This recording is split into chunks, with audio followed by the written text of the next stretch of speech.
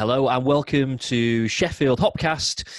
It is, I can't even remember what week it is. It's another week of lockdown anyway. They're all merging into one. Week 4, is it?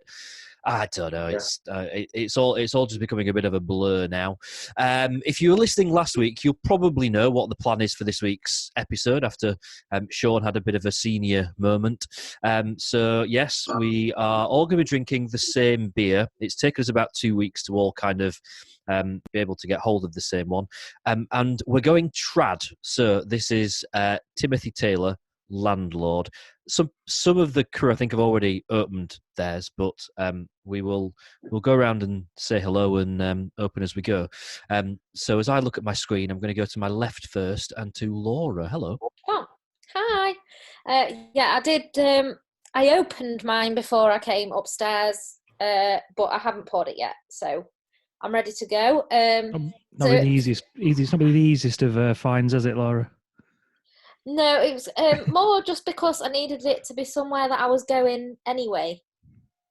So the shops that I go anyway didn't have it, but I managed to do a little jog out yesterday on my daily exercise and found a little Sainsbury's with no queue and bought a few other bits and bobs that I needed and managed to get one of these as well that had to be passed to me by somebody because the whole aisle was closed off. You weren't allowed in it, I think, because it was quite a narrow one. So I had to shout it over like I was buying cigarettes or something. So managed to get one. Good work. Well done. Right, directly below me, Adam. Hi. Does that work? It'll not work on the actual video because we all change positions on the actual video. Yeah, you're next to me. Hello. Yeah, I'm. Mine's ready and going. It's been in my fridge all day, but in my cupboard for about a week now. So I was very tempted to drink it and get another one when I saw some in the shop yesterday, but I've resisted the temptation. Fridge is a bold choice, Adam. I know. I just give it a little bit of cool, just a little bit. Mine's been in the fridge for about a week and a half. Am I not supposed to have? Specifically says on the bottle, best served between 11 and 13 degrees. But does anyone really know what that means? What is it between 11 and 13? Have it on cask, it means. Oh, well, I've already ruined it before we started then. Sean's there with his ginormously huge beard, which will be sadly departing as, won't it, Sean? Tomorrow, yeah, the hair clippers and beard trimmer are all purchased, and so it's all coming off tomorrow. Yeah, so looking forward to that. I've got my pint of Landlord. As you might have guessed last week, I've had it some time. I bought it from our local Morrison's. It has been in the fridge, but I took it out of the fridge an hour ago, and it's now at 10.9, Laura. So it's actually 1.1 to go. Let you off on a nice hot day. It'll be perfection. Good stuff. And as has become tradition now for our lockdown episodes, we have a guest with us who is a brewer and a fellow podcaster and is behind the Hop Forward brand, I think is probably the right way of describing it. Yeah, I guess. We were saying just before I came on, so I run a podcast called Hop Forward, which is a brewing and beer industry-led podcast, but it's also a business. So I do brand development and consultancy for brewers and other beer-related businesses. But a lot of people know me first and foremost for the Hop Forward podcast. And I've got my Timothy Taylor's. I've got a branded bottle opener, a branded glass. Wow! Because I was at, I did a podcast I did a podcast at Timothy Taylor's up in Keighley a couple of months ago with Tim Dewey, who's the managing director, and Andy Leman, who's the head brewer. So they loaded me up with merch. It was amazing. That's pretty good. I realised in my little introduction that I didn't actually say your name, but this leads to an interesting question because I know you as Nick Law, but your label on your Zoom window says Nick Law Music. Yes. So I'm a musician as well for my sins. Going way back to a kid, piano, guitar, drums, all sorts. Tried to live the rock and roll dream, didn't quite work out. Ended up in beer. Can't go wrong, really. That's a decent career path. You managed to blend the two at Christmas, though, with your Emmanuel's I did. Christmas sing-along and the Lost Industry tap. They're both hard industries to not make money out of, you know. So maybe next time I should become an investment banker or something. Maybe not. So if you've been to the brewery, I'm sure you know all the kind of the history, because this is genuinely my first time ever drinking Landlord, which I think is punishable by death. Is it in the beer world? I don't know. I think so. Well, to be honest with you, I've had it in bottle before, but I was in the Pembury Tavern down in Hackney I think it was September, October last year, and it was the first time in that pub that I had an actual pint on cask. It's a 5 Point Brewing Company's pub, and it was absolutely cracking, A1. So when I got a chance to go to the brewery itself, you know, I was really lapping it up, you know, and they were very, very hospitable, you know, incredibly so. And it's quite inspiring actually seeing the attention to detail. So Tim took me around the whole brewery and seeing the kind of not stone fermenters, the sort of square fermenters. Yeah, it was amazing, you know, like really sort of traditional methods, but some of it's a little bit more, I don't want to say automated, but they've made like updates. But Tim said that they'd only done certain things to make it a little bit more efficient, but they've not put anything in for the sake of putting it in. But it was absolutely, it was like Willy Wonka's chocolate factory. It's fantastic. That sounds brilliant. That sounds like a very worthwhile trip. So you're gonna have to forgive my ignorance on this one. This is open to anyone then. So obviously this is kind of a legendary beer, but why? The silence. Who's going to educate me? Well, it's been around for a long time, hasn't it? And I think it's one of those beers that I think demand kind of outstrips supply. And I think I'm right in saying they kind of get to pick and choose where they supply their casks to, because everybody wants to have it on cask. This is as I'll just justify this story in case it's an absolute lie. I used to work at the Fat Cat down at Kellow Island years ago, sort of just as I was finishing uni, which was one of the only places in Sheffield that had it on cask, and still does. Always an excellent pint, and it's one of those beers that I think is always served really well because it tends to go to places that look after it. I think it's almost a bit of a reverential thing about it, isn't there? It's like one of those iconic cask beers that, you know, everybody wants to have a proper pint of. So yeah, I feel like that was not really the answer you were after, James, but it's a nice story.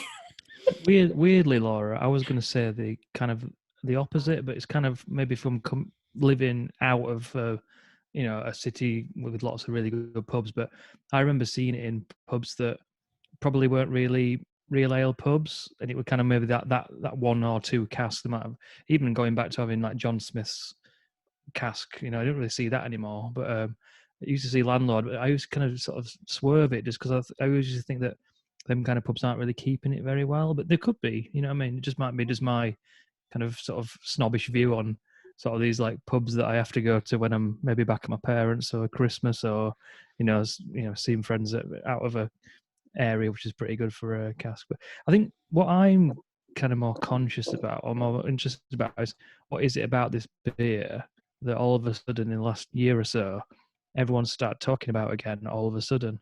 You know, maybe like a younger audience. And what is it about this beer specifically which has kind of dragged in this new kind of interest? Any ideas? I think you've got. I've got this sort of phrase that there are beers you drink and beers you experience, and I almost feel like there's a bit of a lethargy with beers experience. You know, don't get me wrong, I love these beers, but like, you know, the massive pastry stouts and, you know, suck your eyeballs out hopped double IPAs and all the rest of it.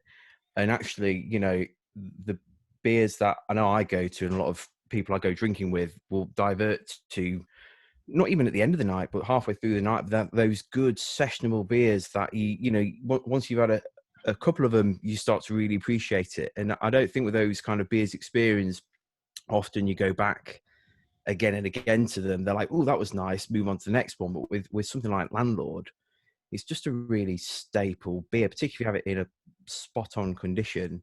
You want to drink more of it. And I think that's a real rarity, I think, in beers at the moment. It's got a hell of a lot of flavour, hasn't it, for that kind of 4.1. It's very, I mean, James, we haven't really talked about your first sip yet. Have you tasted it yet? Yeah.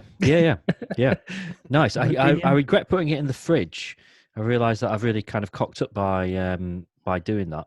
But it's relatively warm still in my room, so hopefully it'll kind of warm up a little bit as I drink it. But yeah, it's nice. I mean, I kind of view this maybe a little bit. You're talking about kind of it making a little bit of a almost like a comeback, not a comeback, 'cause I suppose it never really went anywhere, but it kind of becoming cool again. Whether or not that's just something to do with kind of the swings that we see in cask beer generally, that, you know, when keg beer kind of, in terms of the craft beer side of things, sort of took over for a bit, didn't it? And everyone just sort of forgot a little bit about cask. And then everyone kind of went, oh, actually, cask beer is really nice as well. And there was that swing kind of back the other way. And, you know, that kind of introduced maybe a new audience to some beers that they would have turned their nose up before. And maybe Landlord falls into that category, that for a time, maybe, you know, there's a group of drinkers that would have avoided it just because of what it was, and then suddenly it became all right again. Does that make sense? Didn't Northern Monk put it on at Hop City a couple of years ago, and then they put it on as like in their bars, a sort of mainstay guest beer, and then all of a sudden it was like you know, everyone was like, "Oh, Landlord," you know. I seem to recall that being like the turning point, I think, amongst a lot of sort of craft beer drinkers, for want of a better word. I think you're right, Nick. I think Leeds particularly, despite the fact that it's brewed nearby in Keighley, Leeds has put Landlord back at centre stage. It's been around a few years. I don't actually know the first time it was brewed, but it's been around long enough now for the wheel to turn, and it's now been around long enough for people to show it respect. Timmy Taylors have stayed true to the beer, they've stayed true to themselves as a company, and they're not a company we stock, but I know them. They send us samples. They look after us when we see them at beer festivals. They go out of their way to be very friendly, and I think that's appreciated by the whole industry. I think pubs like White Flocks in Leeds, that was the last time I had it on cask last summer. White Flocks, an iconic pub, loved by everyone. It's got the Turk's Head on the end of it now, and serving that permanently in there also helps it gain the respect from the modern day beer drinker. And that's happened to a fair number of beers. There are a number of German lagers that have gone through that same wheel spin and have been around now maybe for 100 years or so, and are back at the top of everyone's love list, just showing respect for history, I think. It's funny you say about Whitelocks or Whitlocks or whatever it's called, but I was thinking that's the last time I had it in Leeds, probably 6 months ago. I'd never been in that pub before, and it was actually James Buxton who was on last week. I was saying, anywhere you recommend in Leeds? And he said there, I'd never been in a really good pub. And it weirdly just went straight for that. Actually, we had half of that and half of Triple Fruited Goes. Me and my mate went to a gig, and we were saying it was like our traditional Cornish pasty. You know, the traditional Cornish pasty being half savoury, half sweet. We were like, we had after a few beers that were hilarious to us. But yeah, it tasted amazing. If anyone's not been in that pub though, just, you know, if you fancy, if you're going into Leeds, that's such an interesting pub. That's such a really cool pub down that little sneaky little alleyway, and it's such a long, weird.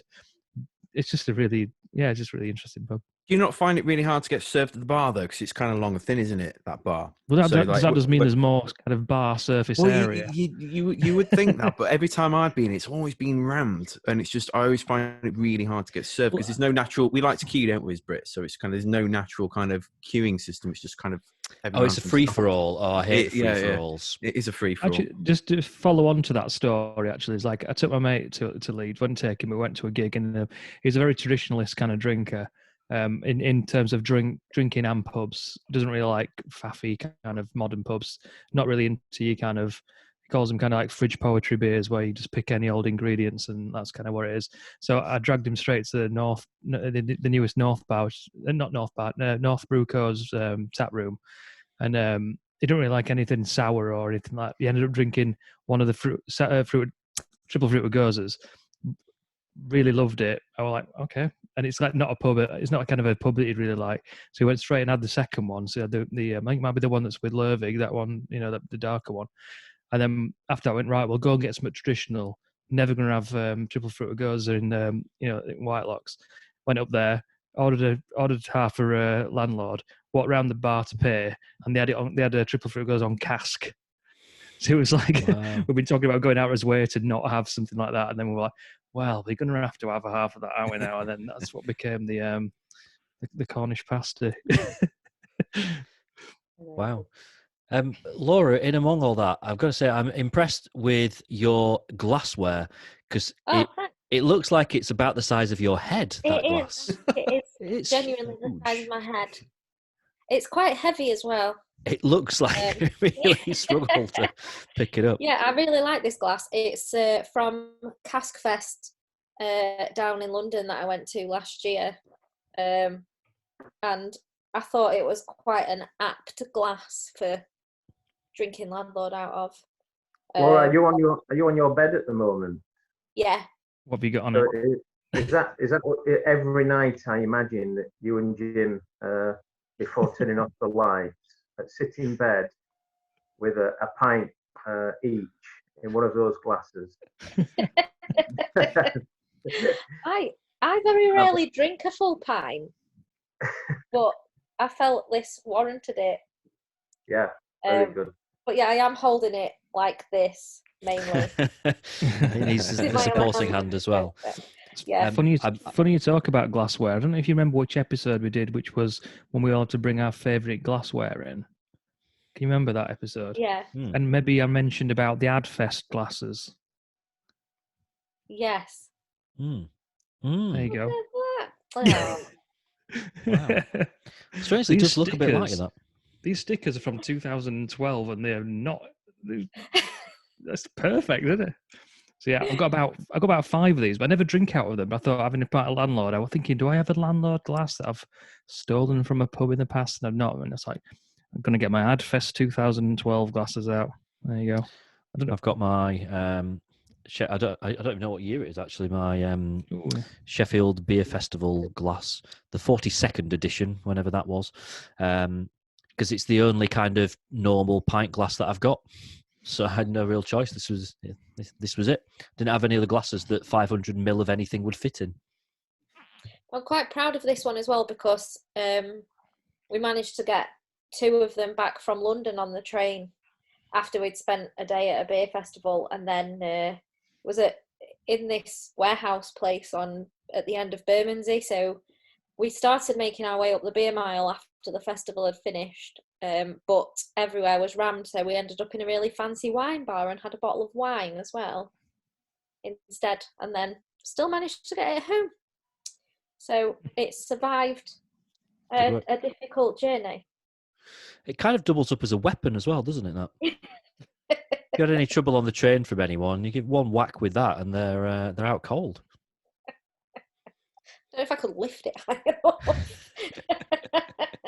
Yeah, it'd probably go. You have to go flying over your shoulder as you whack them with it, and a comedy sound effect at the same time.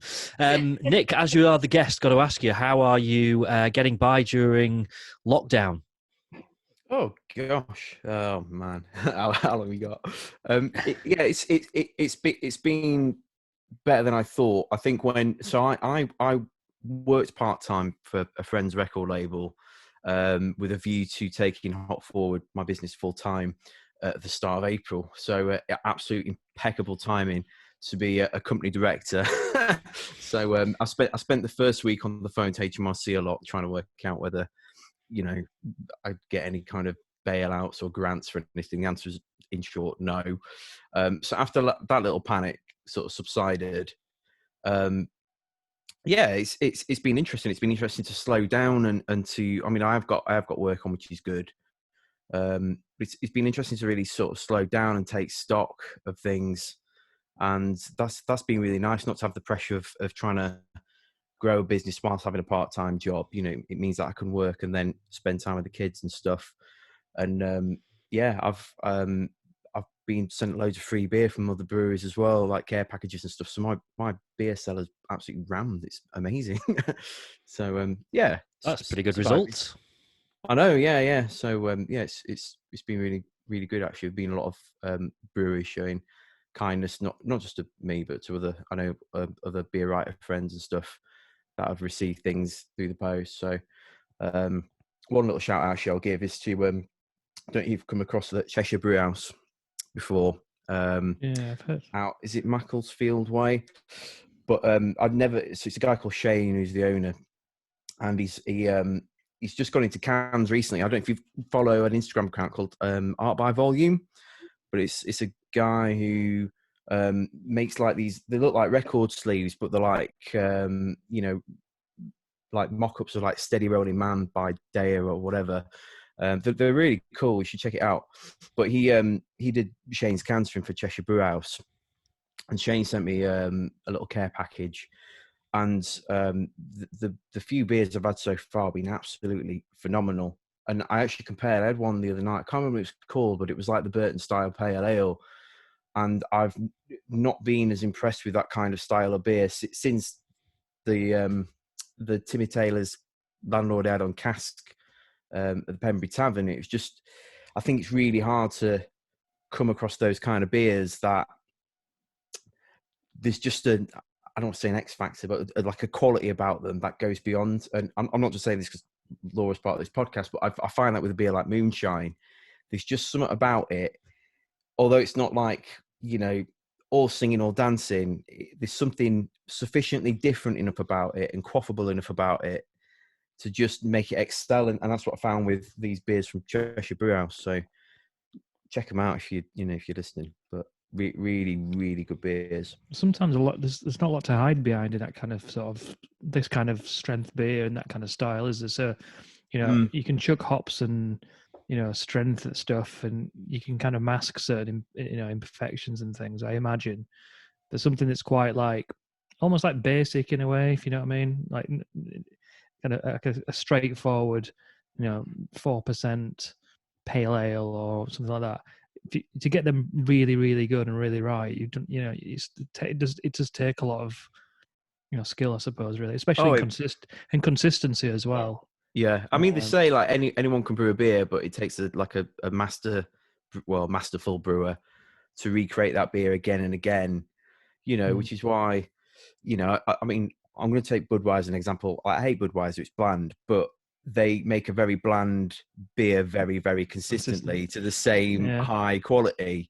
So there are certain things that a lot of small independent brewers could learn from a brewer like that. You know, but it's tough making those beers. It's like lagers as well. Yeah, I'm going to say, lager styles. Yeah, there's nothing to hide behind lagers, and I've had my fair share fairly recently of lagers from small independent microbreweries. And so many of them are being riddled with like diacetyl or just, you know, sulfur is a big one, massive sulfur compounds. I'm just like, it shouldn't smell like that. So when you do come across good ones, like Utopian Brewing do some really good lagers, like that, you know, when they smash it, it's just like, you know, that well done. And so it's going back to those beers like that. It's Cheshire Brew House and those types of beers. Absolutely. Good stuff. You reminded me in among that, Nick, about one of my kind of beer highlights of the week, which was the sight of a lorry full of empty moonshine cans. Have we got any update on this, Laura? They're still empty currently. No, No, that's not what we wanted to hear. But Laura, not for long. I know your canning line arrives tomorrow, I believe. Touch wood, yeah. So where is it coming from, and where will it be now, do you think? It's at the moment it's with the lovely folks at Oast House Engineering, who are the importers for Wild Goose, which is quite a popular canning line over here. So they've been checking it over for us, and they're gonna bring it to us, all being well. Very So yeah, then it's a really handy little machine. It's the one that we've been working with mobile canners for the past couple of years. Them that can, who've been brilliant, and it's the same machine that they use. So it's quite compact, and it's on wheels. So we can have it set up where we need it to be to come from our bright beer tanks, but it can also be tucked away when it's not in use. Who's For anybody that has visited the brewery, you'll know we're not blessed for an abundance of space. So I think who's in charge of canning then at your place then? Is there a new role now, or has someone been seconded from somewhere else to be small pack camping? It's the team, the brew team generally kind of all work together and all trained to be able to do everything so that it can be rotated around. So I think it's kind of just falling under that. I don't really know the ins and outs. I've been working from home quite a lot recently with us all social distancing and things like that. So I'm not completely familiar with all of the ins and outs, but everybody's really excited about it. I'm hoping to pop in once it's up and running to have a little look at it in action from a safe distance, of course. And yeah, can't wait. Cool. I've got to give extra marks tonight to both Laura and Sean for wearing beer-related attire. I can just see, Laura, the top of your Little Earth Project T-shirt that you've got on there, and Sean very proudly donning his St. Mars of the Desert T-shirt, which looks ace, actually. That's a really good T-shirt design, that. Yeah, old one, isn't it? They've got a couple of new cans. Yeah, a couple of new cans coming out this week as well, St. Mars. So I think if you check their social media, I think you're able to collect cans from them at some point this week as well. So that's always a good thing for Sheffield when they've got a couple of new beers lined up. It's one of the places I miss being able to go to the most, I think, St. Mars. Oh, yeah. It's one of the ones I've seen, when people are talking about, what you're going to do after lockdown, there's a lot of people saying places are going to, they want to kind of tick off their list for like tap rooms and stuff. It seems to be on the list of a lot of people from far out of Sheffield that want to get up to taste the delights. I think Sean will be straight back to his Turkish barber, won't you, Sean? In that I'm making a £20 investment in the old air trimmers and that. So the good ones, James, they're Braun, and I've heard of Braun before. So I'm guessing that they're good. If I'm spending 20 quid on them, I won't be spending 10 quid with my Turkish barber. So this could be a nightmare for small independent Turkish barbers in and around the Moor Market area. But my investment is going to return a healthy profit over the next 12 months. Fair enough. I was just thinking. Does anybody want to borrow them? Oh no, I'm all right, mate. Don't worry. I was just wondering whether we thought of any more. Unsurprising, I have my own. Any beer, more like modern beers, which are kind of falling into that same sort of thing as Landlord, beers that that people always kind of respect and going back to as that classic kind of cask beer, but slightly more modern. I wonder, like Jaipur is becoming that thing. That people are always saying, you always fall back on that, excellent kind of more classic beer, but it's more like slightly maybe 10 years, 15 years moved on into, in terms of style. I don't think there's any more beers that are like that might be. You've got stuff like people have Doom Bar and stuff like that, haven't you? That's kind of like everywhere, although it's not a beer that I've ever particularly enjoyed. Kind of more think about ones that people respect and kind of fall back on and think, I got a really brilliant pint of Jaipur, and you kind of it's almost like it's old enough now that you can kind of reminisce about that sort of I time you think- first had it. I'd go for a newer one that's not in cask, actually, that I think falls into it. Keller Pills from Lost and Grounded. Yeah. That's certainly one that if I see it in a pub, I'm always like, yes, I want one of those. It's one of the drinks that I will consistently kind of reorder and go back to whenever I see it, and always really enjoy it. I suppose Nick, I've you got say like one. moonshine. I suppose. A modern classic. Yeah, I think moonshine definitely, Jaipur definitely, Landlord we've already said. Whenever I'm in London, I look for. I know that their ownership has changed slightly, but Dark Star's American Pale is another beer that I've always loved, always very consistent. I still think it tastes exactly the same as it used to, and I think that around the London area, around that home counties area, I think that's up there as well. London Pride previously might have. I don't know. I think a lot of it is to do with the brewery ownership and the direction of the brewery. And if a brewery stays true to itself, true to its range of beers, and doesn't change too many things, Abbeydale are a good example of that. Jaipur and Thornbridge are a good example of that. I think those beers then have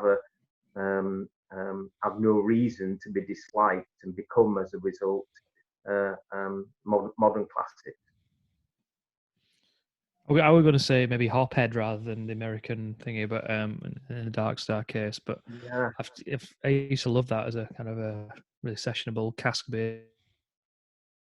yeah. I don't know whether like kind of something like I would say something like High Wire maybe is coming, but I suppose you just don't see it enough to kind of. I think, yeah, a year ago, High Wire would have been probably part of this conversation, but again, change of ownership at the brewery, and all of a sudden it drops down the league table, really. So Hophead's a good shout, though. And I found myself in trying to think of these other beers, not thinking of pubs. I've been thinking of supermarket shelves. And I think some of these beers now exist within a supermarket sort of shelf environment, and Landlord is a good example of that. You can still get a great shelf if you need it. I think around Sheffield as well, you've got to throw something like Farmer's Pale into it or something like that. Yeah, Pale Rider would fall into that category as well. Yeah. Stuff that you see in pubs that maybe that tend to sell very mainstream beers, but will have kind of one or two casks on. Always kind of tends to be, one of those two, doesn't it? It's interesting how these beers generally we're discussing a cask beers rather than small pack or keg even.